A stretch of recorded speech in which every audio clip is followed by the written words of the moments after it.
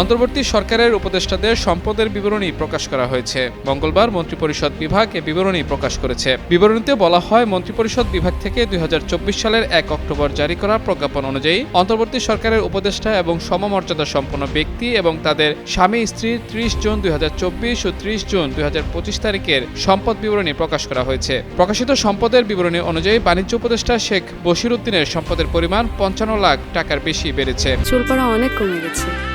Thank you মা। চুলের vitamin জুই multivitamin coconut oil.